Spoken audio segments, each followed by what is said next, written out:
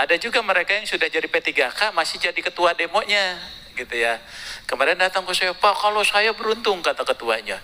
Ya, kalau saya beruntung, saya ini sudah P3K sekarang. Dulu saya demo sini belum P3K, sekarang P3K. Nah sekarang kok sudah P3K masih ke sini? Nggak kerja, saya bilang gitu kan. Nggak kerja, nggak punya tanggung jawab. Lo kok masih jadi ketua? Karena ASN ada kode etiknya, ada kode perilaku, ada disiplin dan sebagainya gitu. Oh iya Pak ya, saya pulang aja. Ya pulang aja ya, daripada ntar jadi nggak jadi P3K lagi malah berbalik kan repot. Bapak Ibu, teman-teman sekalian, saya ingin menyampaikan beberapa saja barangkali yang jadi kegundahan juga dari teman-teman sekalian. Ya. Salah satunya tadi waktu terus berjalan, kita mendekati 28 November 2023 ya. Kita sudah banyak kedatangan tamu ya, baik yang diundang maupun yang tidak diundang gitu ya. Kemarin juga kita sudah kedatangan 2 kali teman-teman dari Pol PP Banpol ya. Ramai sampai kantor kami dijagain tuh ya.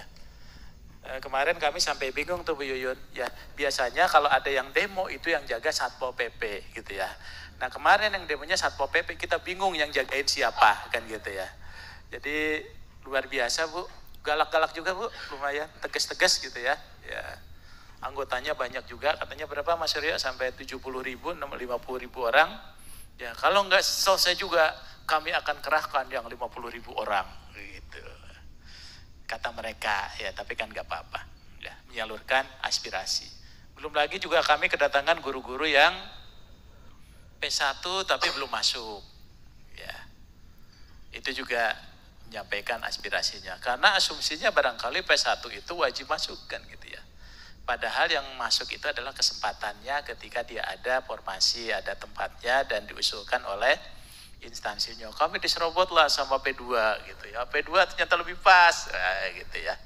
Nah, itu juga yang di bawahnya demo lagi ya. Jadi artinya ya aspirasi itu juga boleh gitu ya, tapi setelah kita jelaskan ya ada beberapa yang paham ya. Ada juga mereka yang sudah jadi P3K masih jadi ketua demonya gitu ya. Kemarin datang ke saya, Pak, kalau saya beruntung, kata ketuanya. Ya, kalau saya beruntung, saya ini sudah P3K sekarang. Dulu saya demo sini belum P3K, sekarang P3K. Nah sekarang kok sudah P3K masih ke sini? Nggak kerja, saya bilang gitu kan. Nggak kerja, nggak punya tanggung jawab. Lo kok masih jadi ketua? Karena ASN ada kode etiknya, ada kode perilaku, ada disiplin dan sebagainya gitu. Oh iya Pak ya, saya pulang aja. Ya pulang aja ya, daripada ntar jadi nggak jadi P3K lagi malah berbalik kan repot. Jadi fenomena-fenomena ini saya kira banyaklah Bapak Ibu sekalian, karena sekarang ini saya selalu bilang animo orang untuk jadi aparatur sipil negara ini luar biasa. Hikmahnya bagi kita apa? Bagi kita yang harus jadi ASN, gimana sih kita supaya tidak mengecewakan? Gimana sih supaya kita tidak memalukan? Karena kita malu tuh dengan orang-orang yang mungkin ada yang lebih hebat dari kita ingin menjadi ASN. Ya, tapi kesempatannya ini luar biasa. Ya, makanya saya selalu bilang tuh Mas Dian, beda ketika kita masuk ASN dulu, teman-teman yang jadi PNS ini yang fresh graduate, itu benar-benar orang dari lulusan-lulusan perguruan tinggi yang baru lulus Bu. Sekarang mungkin kita bisa merasakan, orang yang melamar di tempat Bapak Ibu itu bukan hanya anak-anak baru. Orang yang pernah kerja di bank, di perusahaan multinasional, gitu kan? Jadi bukan lagi anak-anak baru Pak. Dan rata-rata orang satu jabatan diperlukan 300 orang, 500 orang. Ini animo jadi ASN ini luar biasa Pak. Semuanya orang pengen jadi ASN. Ya, jadi kita nggak kaget gitu ya. Kalau perlu Mbak ini kita angkat jadi Kak gitu ya. Jadi supaya semuanya jadi ASN. Ya, jadi artinya Bapak Ibu sekalian, fenomenanya juga sudah berbeda. Ya sudah berbeda. Makanya Mas Dian kalau kita ngajar, sekarang saya suka ngajar di Prajabatan di Latsar, saya bilang, woi, kalau dulu waktu kita CPN, waduh, orangnya imut-imut. Sekarang Bapak, dia Latsar, dia CPN, Bapak ikut Latsar, Prajabatan, tampangnya udah macam-macam. Ada yang tampangnya udah kayak kepala sekolah ya, ada yang sudah kayak yang tampang kayak Mas Dian aja ada gitu ya. Jadi orang itu sudah memandang ASN itu sebagai jabatan terbuka yang orang tidak memandang bahwa saya CPNS atau tidak, tapi kesempatan ke depannya yang lebih baik.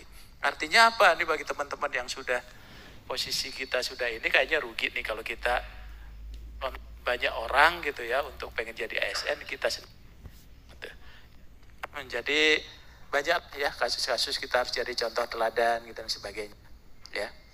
Ya termasuk kayak tetangganya Pak Dian ya gitu ya itu ya. Gitu. Jadi artinya Bapak Ibu sekalian banyak tadi ya. Dan Bapak Ibu sekalian dari proses itu kenapa jadi penting? Kita juga ingin bahwa nanti JF kita itu semakin hebat karena separuh dari jabatan-jabatan kita itu diisi oleh JF. Jadi kinerja organisasi itu, kinerja di bidang pendidikan itu akan ditentukan oleh JF guru. Kinerja kesehatan itu, pemerintah itu akan ditentukan oleh JF di bidang kesehatan.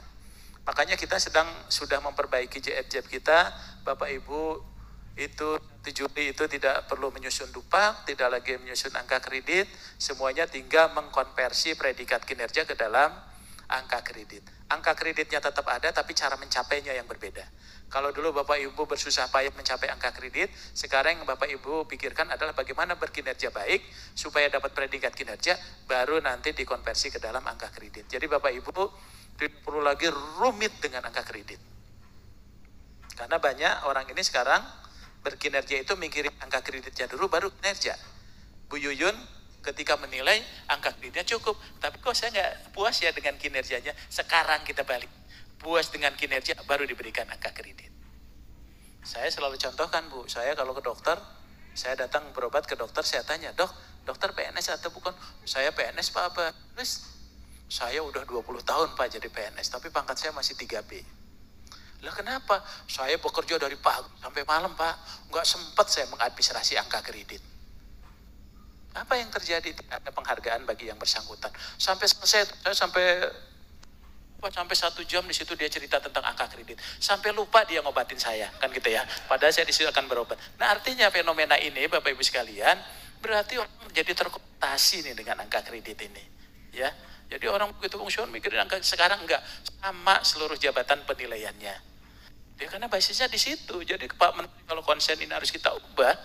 Jadi Bapak Ibu nggak usah lagi nih ibu-ibu, kalau dulu angka kredit, mau masak ingat angka kredit. Lagi belanja ingat angka kredit. Sekarang tinggalkan itu.